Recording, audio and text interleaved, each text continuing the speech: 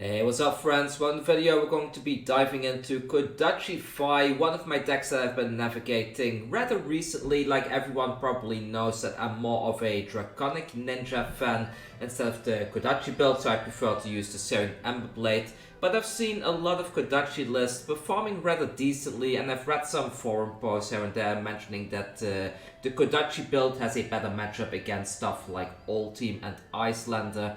Against Oldhim, I can't really agree because they always have the defense reaction where they can pitch an Earth card and then negate you both damages from your Kodachis, the first one and the second one. So I don't really agree that Oldhim has a better matchup with Kodachis per se. However, since the Kodachis only cost one resource, it does make the matchup against things like Icelander significantly better. Also, with the Kodachis, if you face Dromai, which are present a lot in the current format, you have a very easy time triggering your Mass of Momentum, this card right there. Let's see if I can click on it, because when your third or higher chain link in a row hits, you can draw a card. It does need to be an action card that hits, so you can very easily use your Kodachis to attack one or more dragons, like one at a time. That's already 2 hits, and I use a card from your hand to get rid of another dragon, get a mass trigger, and then pretty much still have a full hand to do your other combo shenanigans. So the list that I've made, it's very similar to the UK Nationals list, but I've trimmed some stuff down out of the list. Mainly the Rise from the Ashes is something that I personally didn't like, and I changed the sideboard up a bit to have a slightly better matchup against things like Kano. So I do run extra Null Rune and stuff like that, even though that the Null Rune gloves, I don't bring them against Kano. I just prefer to go full phase, full aggro as much as I can, and I just add in the Oasis Respite. I have even bigger than that against those full-on aggro matchups. That's all you got for the Fire Mirror, and Sink Belows in case you face something like a Bravo. Against Oldhim, I'm not sure. Like most Oldhims, they are kind of on the fatigue plan anyways. They're not really too focused on aggroing you down, at least not the Oldhims that I face. But aggro Oldhim is becoming more and more popular in the current format, but so personally I don't bring the Sink Belows against Oldhim. Instead I just bring the Master of the Bouncing Links together with the even bigger than that, and I just try to go phase as much as I can, create these huge chain links, especially with even bigger than that, because even bigger than that creates those quicken tokens for you, and that will give go again to things like Snatch. So what makes this list better than stuff like my original Draconic list? Well, with this list that I'm showing on screen right now, this list has a lot of cards that block for 3, because your blue cards almost exclusively block for 3. Soulbeat Strike, Winds of Eternity, Salt to Wound is a 3 block. You have all these fences like Lava Burst that can block for 3. So you have a significant amount of 3 blocks inside the deck, which makes those key turning pounds a little bit easier to block. Like if you're up against something like a Briar, for example, you can. It's far easier to put a 3 block and maybe like a Furnace in front of a, I don't know, like a, what's it called, a Snatch, because if you have like 1 counter on this 3 block Furnace, you have a 4 block, the Snatch is blocked, stuff like that, or like 2 3 blocks and the Furnace and the Snatch is blocked as well. So you have a much easier time blocking with this deck compared to the other list, but you still have like, I would say like 80% of the aggro that the Draconic version has as well. Your damage output compared to the Draconic list is a little bit lower. However, because the Draconic FI list is so resource efficient, when you have something like a Frostbite on your side of the field, or if the opponent plays something like a Channel Lake Frigid, or they play Icelander putting Frostbites onto your side of the field when you're in the middle of your combat chain, things become rather awkward. And because of this, I think the Kodachi list is a little bit better, because the Kodachis cost 1 instead of the 2 cost of the Searing Emberblade. So you can always have like that 1 resource floating kind of, to make sure that you don't get caught off guard with a sudden ice guard. You got a Frostbite and you cannot pay for it, which is something that happens it happens a lot. On top of that, because we are attacking with Kodachis 1 and 2, we do have one benefit against Oldhim, because we can go to chain link number 4 easier. Even if they stop the damage from the Kodachis, you can still negate them their ice pitch, that they put something on top of your deck and just ending your chain like that, which is something that the Draconic Fi does have quite frequently. It happens a lot that you just go in, you try to go all in with your big combo, and then they pitch an ice card as a reaction on your third chain link, and suddenly you have your finishers on top of your deck where you don't want it to be. So it has a lot of benefits. It's a very fun deck to navigate. Is it the best deck? I don't think that Fi is the best deck by any means of the imagination. I think Oldhim and Briar are just far superior decks, and I think Iceland to some extent as well. Dromai, I think Dromai and Fi are about at the same level in terms of win rate, I would say. So I think Fi and Dromai, they are both perfectly fine decks to bring to events, and you're gonna perform really well with it. You're probably gonna win like 50% of your matchups once you master a deck like this. But you're not gonna get far in top 8, I think. It's very hard to get a first place finish with a deck like this in a top 8, so you're far better off playing something that gets even more value out of a place like a Runeblade or a Guardian or something like that. Maybe not Bravo. Bravo is not really doing that great currently, I would say. But yeah, I brought this to Nationals. I didn't do too great in the Nationals, but I did get 4th place in the last chance qualifier on the next day, which is something I'm quite proud about. It was a big event, I think over 30 people, so getting 4th place is quite nice in general. In the road, not the road to Nationals, the Nationals event itself, I had a bit of an issue. Like the night before, I think I ate something wrong, and I had issues again with my gallstones. I haven't had those removed yet. I didn't have time to make an appointment with the hospital yet, and for some reason the gallstones started acting up, so I only had like 1 to maybe 2 hours of sleep, but not like one consistent sleep, like sleep 30 minutes, wake up in pain, sleep 30 minutes again, wake up in pain again. So I pretty much went to the event with almost no sleep at all. I tried to drink a Monster Energy drink, which is not the best way to do it, but if I'm really tired, I really need some caffeine in my body to try and perform a little bit.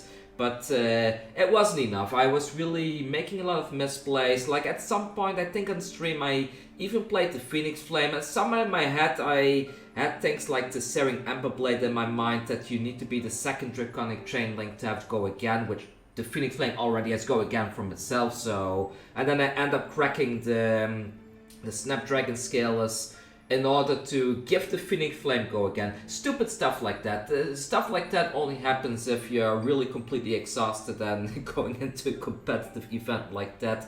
Would I have performed better if I weren't exhausted?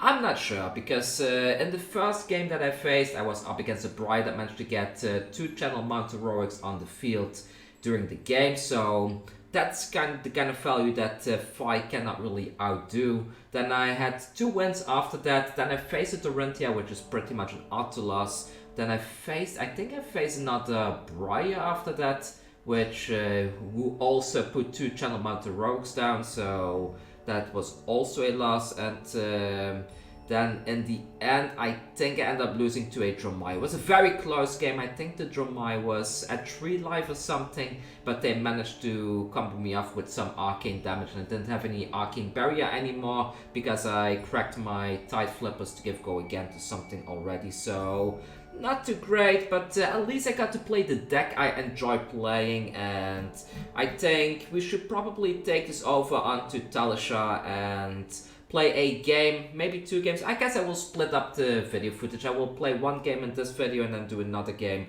in a future video to explain a bit how this deck functions while playing it, so people get a little bit of an idea how to navigate this, because I see 2 people being a little bit too defensive with this deck and some people being a bit too aggressive with it. So let's hop on over to Talisha. Alright, I'm in the lobby here waiting for an opponent who already showed up. It's an Oldhim. Against Oldhim, I do like to go first, simply because that allows me to set up an arsenal and kind of negates them in arsenal, so I'm going to select going first. Against this matchup, I generally bring the Monster Pouncing Lynx. I usually bring the Flamescale Furnace, sometimes I bring the Spring Tunic. I'm not really sure which is the better one, and like I mentioned earlier, against this matchup, I don't bring the Singulos, instead I go for the even bigger than that, and let's just jump into this, see if we maybe can get some a little bit of extra damage here and there if possible. Probably not. I feel a Lava Burst is a great card to have in your arsenal, so what I'll do is I'll see how they block. I'll try to get a little bit of damage in with the Kodachis, and I'll probably just keep the rest of the hand, put this into the arsenal, because having a Snatch with a Snapdragon skills is also a really nice thing to have in general. So let's do that quickly, see how they try to respond to all of this. I could potentially also go ahead and pitch this blue to get the Phoenix Flame into my hand, but I don't think that's worth it, so they took 1 damage. That's something you like to see. I'll go in with the other Kodachi to see if we can maybe get a little bit more chip damage in against Oldhim. The thing is, like, a lot of fights, they're afraid of Oldhim getting all those Oaken Old dominates onto them, which is true. It's very annoying, but for the most part, it's, how to say, the odds of them being able to Oaken Old fuse back to back is rather low, so for the most part, I just say take your chances. If they have it, they have it, and too bad. Simply like that. Not sure why they didn't do that in the first place on the first Kodachi, but I guess they were kind of waiting to see if I would go in with other cards. Now that they only have 3 cards left in hand, they still have 1 defense floating. I could go even further here, maybe even crack the Pouncing Links to get some chip damage in beyond that, but I don't think it's worth it, so instead I'm just going to pass the turn. I will end this and I will put the Lava Burst. Then again, I could put the Snatch in here as well. It gives a little bit more blocking efficiency because this is a 3 block. And if you draw into more finishes, like I was about to say, you are happy to have a 3 block in hand. But with the even bigger than that, we have a very good hand now, because if we can get a single Kodachi in, we can, even bigger than that, get a Quicken Token, Snatch would go again, and just do a lot of fun stuff. The opponent is going in with a Autumn's Touch. They still have 2 cards in hand. That means that there is the potential chance that they now pummel me, but that is a risk that we simply have to take. So I'm not going to block this. I will let them do the pummel, and I will discard something if I really need to. There is that pummel that we were talking about. With this hand, do we need... I guess what I can do is this. I will activate Phi, I will pitch a blue, grab my Phoenix Flame back. They are gonna pummel, dealing 8 damage, but then we just discard Phoenix Flame back into the graveyard, and like nothing ever happened. I really love this kind of plays. We still have the Master Life as well, so it's for the most part it's fine. So let's go in with Kodachi number 1. I hope they don't react to this one. We really need that 1 chip damage going in. They don't have Crown, so are they gonna throw a hand in front of this? Usually they do not, so I think we can even bigger than that after this without any issues. I might go in with the second Kodachi, but then again, if I go in with the second Kodachi now, then it makes things a little bit awkward. So it doesn't look like they have a react. Oh, maybe they do. They haven't done thing yet. I probably need to keep this 1 resource floating in case they do block with the Stalagmite, because we do need to protect ourselves against Frostbite. And we're waiting to see how they're gonna go. Oh, they do go for their thing, and they say to put a Ice Guard. Okay, that's alright, I guess. I think I'm just gonna put the Lava Burst on top then, so let's pass this. I will hop on over and put the Lava Burst on top of the deck. They really nerfed our turn quite a bit, but oh well, that's just the way it is. We did get that 1 damage in, which is something that I'm happy about. And let's see, are they going to use any other reactions? Let's wait.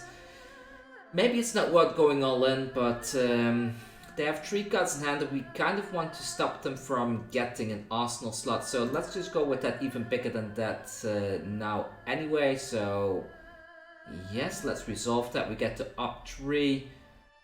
Take the tempo is quite nice, I suppose. If we make them double block this, that we can potentially go in with this, would go again. And then go in with the Snatch, which helps us to set up an arsenal. Do we want to take the tempo though? We don't have a blue at the moment. We can't really pay for it, so I'm probably gonna put this one to the bottom, this one on top, and then this one on top. Then we reveal that we have our Quicken token to give go again to something.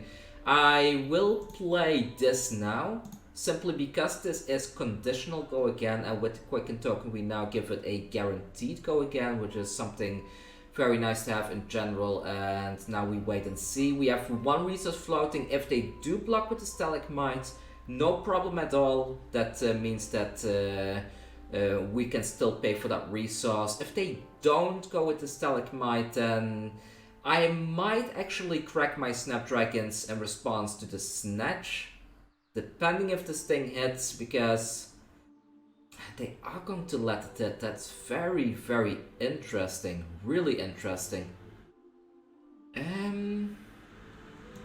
Okay. Fair enough. Let's let that hit. No, I'm not going to resolve the Master Pouncing Links. No, I'm not. I'm gonna save this for now, because this is not the comp that we want. This in combination with an Art of War, something like that, I think. So let's go in with that Snatch. So now we are presenting a double draw. Like, we draw the Lava Burst and we would draw the... oh, we don't present the double draw. We don't have the Mass of Momentum. My bad. Sorry about that. So let's see. We present one draw. Are they going to stop it or not?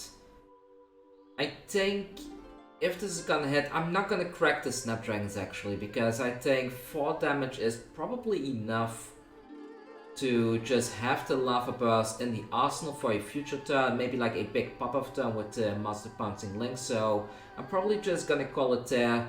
A bit of a shame we couldn't get that other Kodachi in as a little bit of more chip damage, but like I said, we have the Stalagmite on the board and we need to respect that. We really need to respect the Stalagmite.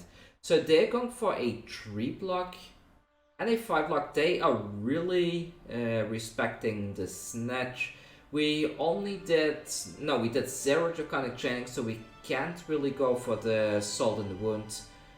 We can't really go for, what am I saying? We can go for the Phoenix Flame after this, but we got an equipment block and a card from the hand. They only have 2 cards left, and I think that's good enough. Let's just pass the turn and see what we draw into. So we did find a Art of War. However, I think an Art of War with a 4-card hand is just not worth it. And we have a lot of reds in hand, so the hand is rather awkward. We can potentially play this, pitch the Art of War, go into this. Then we have 1 resource floating to bring a Phoenix Flame back, potentially. I think we can make some plays with this. I probably need to pitch this Art of War right there, and... is this a oh, it's not a Frosty Hammer. Well, that might make things... that may make things quite interesting. Okay, so... I'm gonna take the 4, and I'm gonna hop on over to my turn. Do I play the Art of War anyway? So if I pitch this, right, I play this, banish this, draw 2, then I have 1 card in hand, 2 cards remaining, so 3 cards. I can pitch another one to potentially activate the Furnace as well, which could be quite good. Is it worth it though? We could pitch this one, just go for the 0. We might actually, do we try it or do we keep this for the next? We pitch this now. This is 4, 4, 1, and an additional 6. Yeah, I think pitching is still the better option here, to be honest. So, bit of a shame, really a shame. But let's pitch the Art of War. We're probably gonna find another one at some point, anyways. And we're still relatively in the early game, so I guess it's okay to pitch it now. So let's go for the Soaring Strike. This makes it a bit awkward for them, because if they don't fully block this, then we can give go again to something. They decided to pitch something to go for their Crown of Sea, so they have a 4-card hand again. They're probably gonna put a 3 block in front of this card now, and no, they are going for the Stalagmite, so they really want to deny us that that other resource. But that's okay though, that's perfectly fine I suppose. So yeah, let's do that. Our turn is not gonna be too great. We still can deal 4 damage though, but that's pretty much gonna be it here, I think. So not too great, but we did get 2 combat chains, and if they hadn't done this, then we could have very easily gone for the Phoenix Flame there. Okay, there we go. Coming in for 4. They might be tempted to take this and try to... Yeah, they did take it, so they are going to do some big turn on their side. Huh. So they are planning a big turn. Well, if they're planning a big turn, I probably need to crack the mask now. There's no way around. So let's crack the mask because we really need to deny them a giant turn if possible. We crack the mask, we go for... That's a bit awkward. We can go for the Soul to Wound. This one will come in for 3. This one doesn't, so that's a bit annoying. Like this one, we only are now 2nd chain link, so I'll grab the Soul to Wound. It's gonna be a weak Soul to Wound, but we can then play the Soul to Wound for 3. Crack the Snapdragon Scalers, play the Lava Burst, and we still have, and then we can activate 5 for free. Not the best use of these resources, but we don't want them taking over the temp pair, so it's pretty much what we have to do, unfortunately. They pitch an Ice Guard, that's okay. In that case, we just pitch our thing to grab our Phoenix Flame back. Oh no, the Phoenix Flame will go on top. That's a mistake. That's a really big mistake. For some reason for a second I thought this will be a disco. Well, play this plate. So should we pitch this and get rid of it? No, I don't want to pitch it either. So let's just do this and we just put this on top. It's fine. It's fine. That would. That was a massive misplay, but that's okay. That happens. So let's pass the turn. That was that was a huge brain fart. Let's put this one on the bottom and we draw a new hand. At least we have another chain link generator now. And what do we have? So we put our Lava Burst to the bottom. That means that right now we still have a Salt Wind at the bottom and Lava Burst at the bottom. There's still 2 Lava Bursts somewhere in the deck. We did draw into another one, which is fine, and they do go for their big turn here with the Spinal Crush. We need to block 6 damage here if we want to deny the Go Again plan, but let's see. Do I want to deny them that? I can block with this and equipment if I want to. Then I can go Kodachi, Phoenix Flame potentially into, and then put this one into Arsenal if they block with this thing. Or I could block with this. This is 2, and then yeah, I think blocking with this one is probably the best bet here because this does cost a resource while this doesn't. So let's do it like this. So block 6, take 3, perfectly fine. Oh wow, I really... You can play this deck for 1000 games and you still make these super stupid misplays at times, so...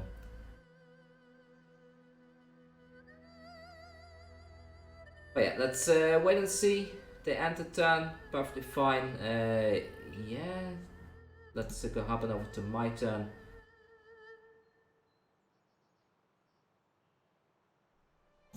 There we go. So Kodachi for 1. A bit of really a waste of a mask. I should have anticipated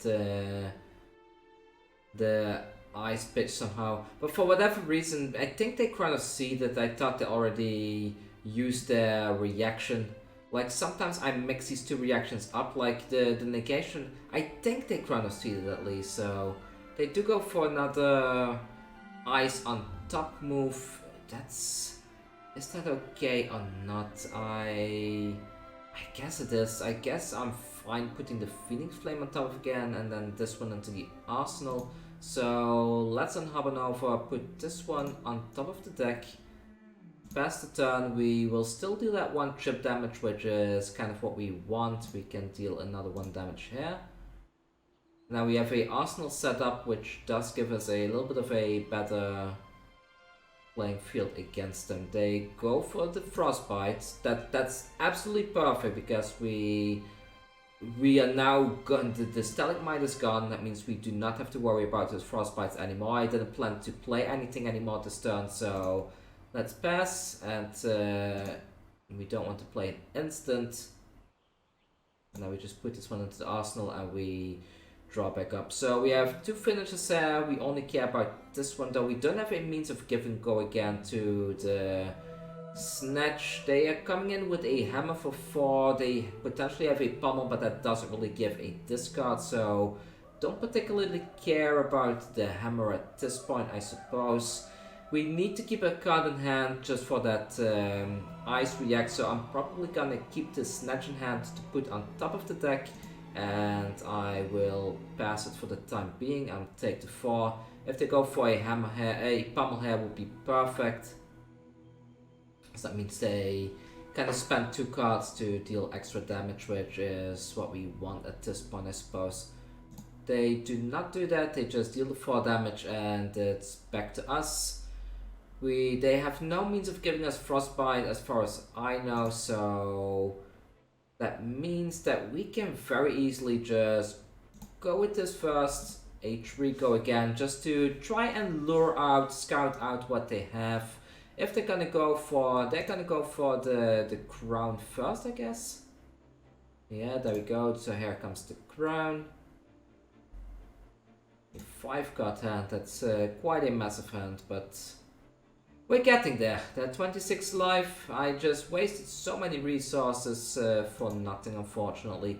But that happens against Oldhim. It's no way around it. So they do go for a Earth. So they block 3 damage like that. They still have 4 cards in hand. Let's go with the Kodachi, pitching this one. We don't have the Tiger Stripe Shukra anymore, so that does make damage a little bit awkward. Going with another Kodachi. Having the Snatch in Arsenal is good because eventually we're gonna draw into an even bigger than that, and then having the Snatch is kind of nice. Phoenix Flame for 1. I'm happy if they keep taking chip damage. They are very eager to take chip damage actually. Do you think they're gonna take the 5? Let's see what they do. So Lava Bird for 5. If they take it, that's perfect. You don't want to get into the 10 life range though as a 5 player, because then you would die to a hammer plus pummel if they get you under 8 life or so. So you do want to keep your life a little bit high, maybe around 15 or so, and you should be fine to have some good turns against Oldhim. They are thinking they probably have a good hand at the moment, that's why they let so much damage through. So they need to decide if they want to take that 5. They end up choosing to block some of it, taking 2? Question mark? Okay, so that's good. That's alright. We will end the turn, put this one into the arsenal. And we have a very decent turn. Next turn, I suppose. They're going for the hammer. It's not frosty. There's no frost linked to it. It's probably time to preserve the life total a little bit here, so I'm probably gonna block with the Enlightened Strike. That means we have 4 less damage during our turn. Let's see, Kodachi, Brandwood, no, Brandwood Clark, Kodachi. Do I want to block it? Let's just push damage. Then again, you want to give this go again then, right? And if you give it go, yeah, no, let's just block. I'll block 3, take 1. It's fine. We're still at 20. We're gonna find other cards, and we need to keep our life total a little bit higher so we don't get janked out by some all-team wombo combo turn. So there we go. They're gonna put something in arsenal. We go for our first Kodachi. After that we can brand with Cinderclaw Kodachi for another Draconic Chainlink, by the way.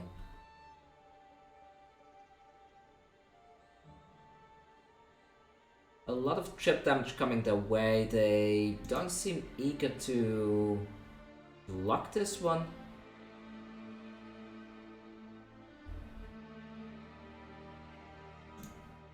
We go with this, coming in for 3 go again, and our next Kodachi will be coming in for, will also be a Draconic Chainlink. They blocked that one, that's fine. I don't think they can block everything though, so going with another Kodachi. We're looking for chip damage here, so there goes. Well, they pitched one card and they drew one, so that's still one card gone.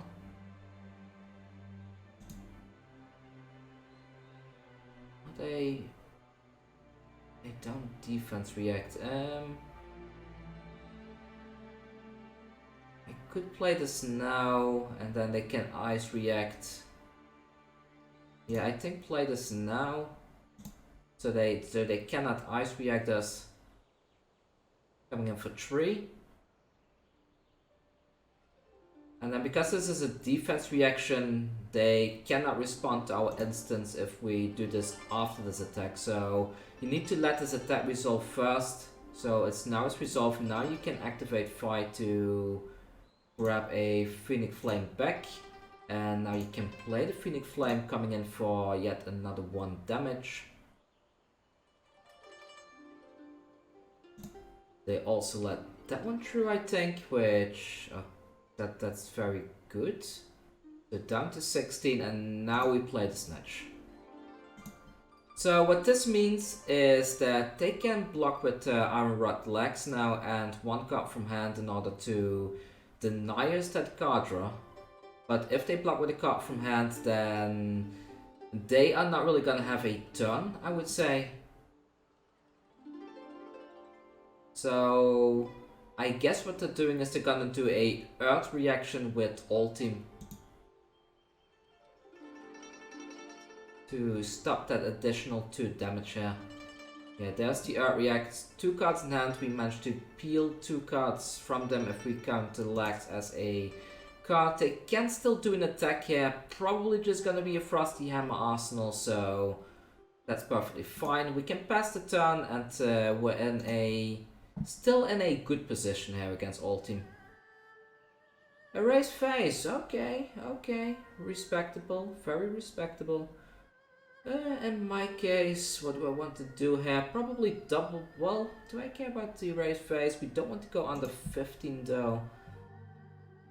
I can Ravenous Rebel for 4.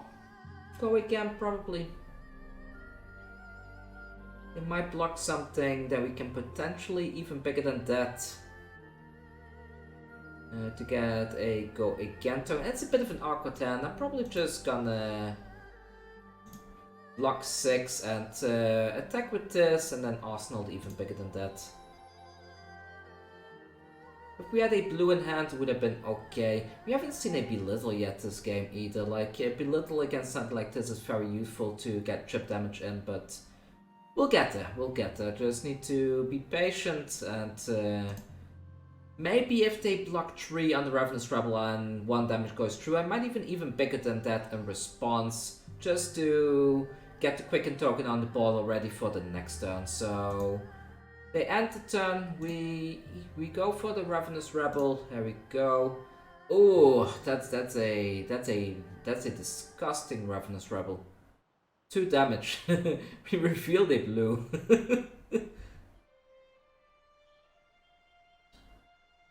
I mean, if they're taking it, then I'm not complaining. Then in that case, we just even bigger than that find ourselves something else on the top. Let's see. I mean, having this is it's not bad. Like, having a blue is not bad either. All of these cards are not bad actually. So which one do I want in my arsenal? I think I want this one in the arsenal, right? So I guess I could leave the stop because it combos really nicely with the take the tempo. So top, top, top. And at this point, I'm just gonna pass and put this one into the arsenal. 20 life it's okay. And we got an Art of War, so we can Kodachi, Art of War, banish this, I suppose. Ah, Spinal Crush. Ugh. Ugh. But it's okay, we can double blaze headlong and still stop that. So they don't have. Oh, they do have pommel resources. Well, if they have they have it. Simple as that. So let's see. No, they don't have it. They end the turn, and it's back to me. In that case, having a Art of War, we can blaze headlong, forgo again, into another blaze headlong for forgo again. And this one goes into the arsenal, and then all we need is a belittle, I guess, and maybe like something with 3 or less attack, and then we should be in a decent spot here. Okay, what's the opponent doing? Come on, opponent, we're recording a video here, so hurry up, hurry up, hurry up.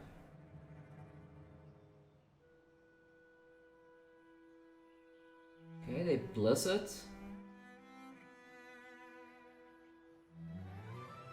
Target attack, lose, go again. Cannot already target this, but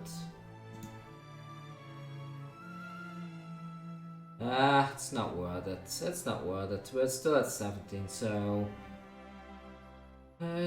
yeah. I'm not gonna pay that. There you go. You still need to deal with the damage, though. Don't have go again, but if they're gonna take 4 damage, that's fine with me.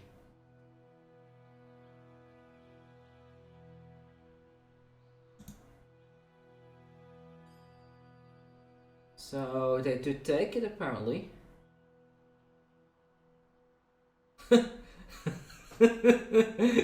Well, that's a waste of a card, isn't it?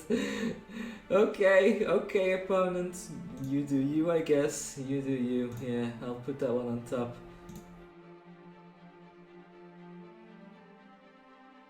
Gonna take 4, or are you gonna sink below or some shenanigans?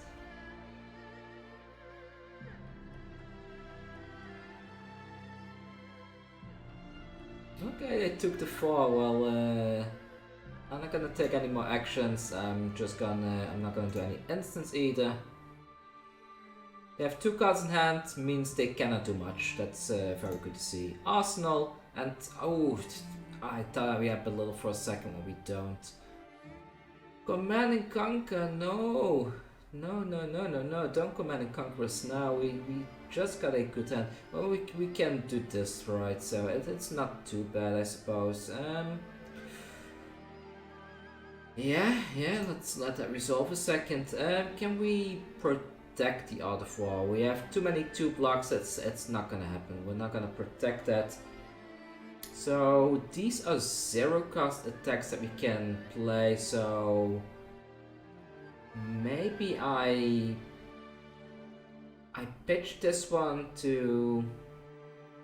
Well, if I pitch this one and banish draw 2, we haven't seen that many blues, so I think that I'm just gonna pass here and take the 6. It's dangerous, but they are at 10.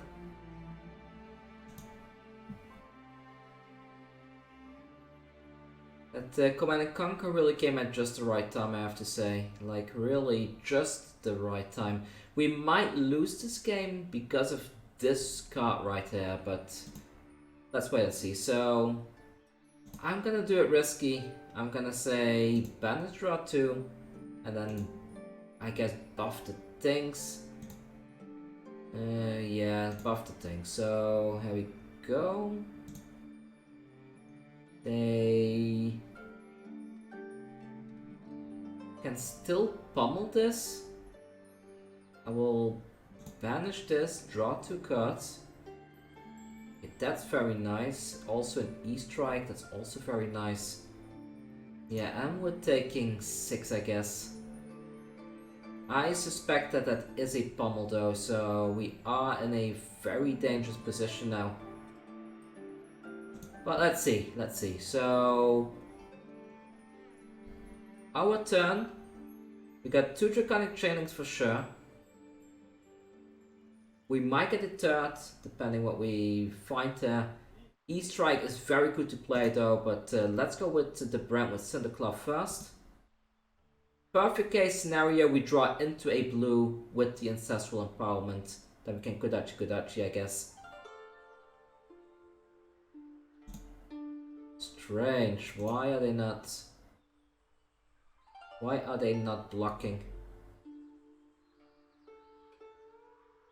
Do we Kodachi though, but then we cannot play the E-Strike anymore.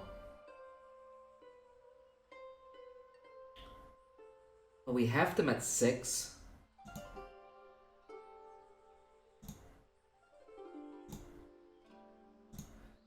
I might, this may sound unorthodox, but I might actually put the Phoenix Flame to the bottom to play the E-Strike. Because they are not blocking, that means that they are really up to no good. Let's get as much chip damage in as possible. And we still need to be very afraid of the Ice React. They can still Ice React us and then we can't E-Strike. But if they do Ice React us, that means we probably survive another turn, which is also quite okay, I suppose. Both of these cost 0, so... What I'm gonna do is... I'm gonna activate this now before I have only 1 card in hand. That will cost 1, but these are 0 anyway, so that's perfectly fine. And hopefully, because we have 2 cards in hand, they feel like playing the Ice React is not worth it. You know what I mean? So let's do this now. They can of course crown here, but that's fine. I think they are going to crown. A Blizzard could still catch us off guard, of course. If they suddenly play a Blizzard, then we are in a bit of trouble, but okay, they go for the crown, that's fine. We grab our flame back, and now we go for the Blaze Headlong with 2 cards in hand. So psychologically, maybe it makes it awkward for them. I don't know. I think if I were the Oldhim and I saw the opponent still has 2 cards in hand, I would probably wait until the Phoenix Flame is played and then use my Ice React. And I can't go to Arsenal Pass here because I can't allow them to have a 4 card hand either, so it's nice knowing your Phoenix Flame, but your purpose is to make this strike even more enlightened than it already is, so... Buff power, there we go. Big attack coming in. And they need to double block this at least. Or block with the Tunic, but... There we go. That's what I like to see. Perfect, so... Flame, thank you, Flame. You've done everything you needed to do to make the E-Strike scary for the Oldhim. And we're still gonna deal 1 damage here, I suppose. And we are at 11 life. We need to pressure them constantly now to make sure that they don't get to a dominate turn. But with this deck, because we run such a low concentration of blue cards, we should be perfectly fine. So there we go. No more flame. Fine. No longer has an ability, but we'll make it anyway. So there is a Winter's Will without a Frostbite. I'm probably gonna take this just so I can put more pressure. Let's do that. So we take the 4, go down to 7. It's okay. We're gonna spit out damage next turn anyway, so potentially I want to give go again to a Snatch, if possible. End the turn.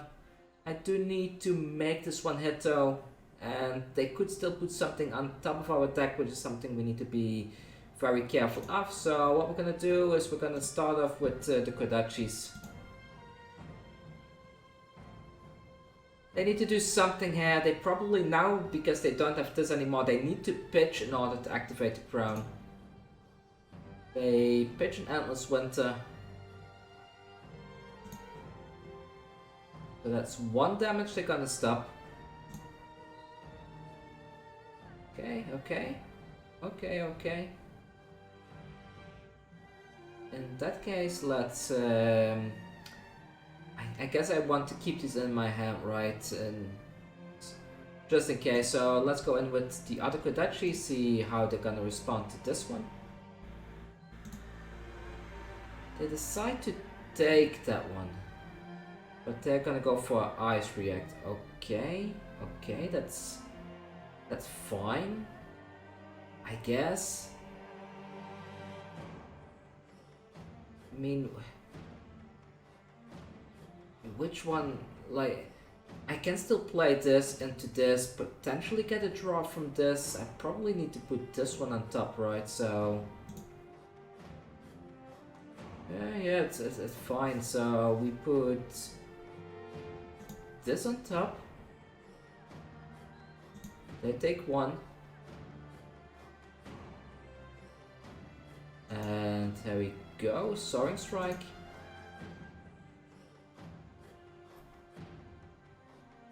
They need to block it. I mean, they probably just block 3, take 1, because they want to be able to put pressure during their turn, which means that now we're in a very good position, because this will hit, we get to banish the Snatch, play the Snatch for 2, and they can't ignore this because this has go again. There we go, another card from the hand, perfect. That's what we want to see. So 1 card left in the hand means they can only come in with the hammer, and we will probably just take it, and they are at 1. They cannot do much at all, so, and they probably want to put something in arsenal to make the round, so they might not even hammer next turn. So I think we got this game. Still, we didn't get to do a big Art of War turn, that's a bit of a shame, but okay. Oh, we don't have a 3 block in hand. That's so painful. So extremely painful. Oh wow. That Winter's Will, really perfect timing. But no matter. We'll struggle our way out of this. So we pass, and they won't have a crown, which means that they need to block both of these. Actually, can I work my way around? If we don't block, then we just pay one of these. But then we don't have enough for this, right? But then we can do a Kodachi by activating the skill furnace, by the way.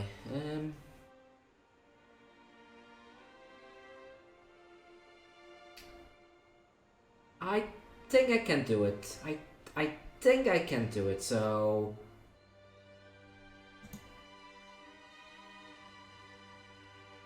I think I can pull some shenanigans because we can get an extra resource from the furnace.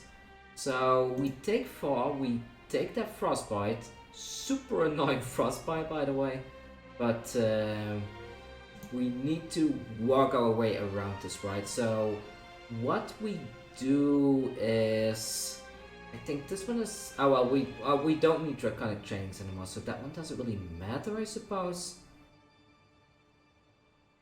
But we can pitch these 2, and then we can still Kodachi Mounting Anger, I think? Maybe? Let's try. So we play this, we pitch this, that means we have a 0 cost in our pitch zone, And now this is probably one of my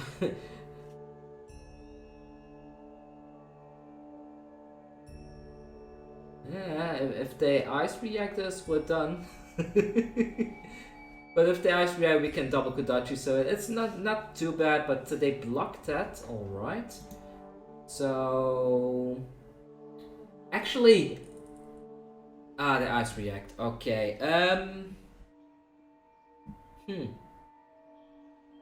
So we cannot play this, but we can still double Kodachi, so that's still very powerful, I suppose.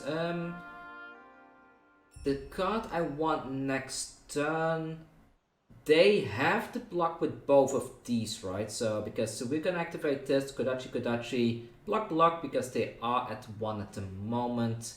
So I think having the Belittle is still the better card to have, simply because we can fetch ourselves a blue to Kodachi some more. So let's put the Belittle on top. And sure, we let that pass. So this is fully blocked. And now we Flame Scan. Flame Scale Furnace. I said Flame Skirnus or something like that. Get the resources. Kodachi number 1. Block. Hey, what's up, opponent? You want to put a card in front of that? If they have a 0 cost card in hand right now, we just straight up win the game here. Like, there are a few, right, that don't have a blocking value. Okay, that's card number 1. And let's go again, so that one is blocked. And here is another one. Please put that card in front. Put the card in front of the Kodachi, please. Oh, nice one. Good job. Well, I like that play. That was a really nice play in my opinion. Let me know down below if you agree. That was a good way to outplay them, I think. So let's put this one at the top. And we whiffed on the Belittle. No. Well, we still have a chance. We could. We can, well, this doesn't do anything anymore, I suppose. So what we can do is we can Kodachi by pitching this. Kodachi, and then go for a 4 attack that still gets rid of everything in the hand, right? So let's end the turn. Start off with our favorite weapon, the Kodachi.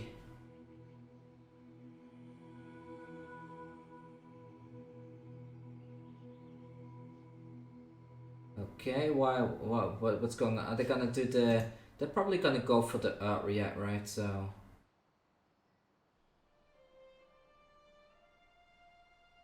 Earth and Ice, okay, but 3 cards left in hand. Sure, then I think I will put this one on top again. And that one is blocked, the next Kodachi will be blocked too. Do you think they expect an Ancestral Empowerment here? Because if they don't expect an Ancestral here, they might just put a 3 block in front of this and then call it a day. So I'm gonna see if I can bluff them into a Ancestral win here.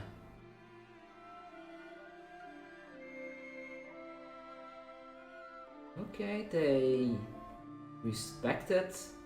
What the hell are they doing? They undo it, so let's play that again. I'm sorry, opponent. I'm sorry. Do they have a reaction? GG. Thanks, GG. Indeed.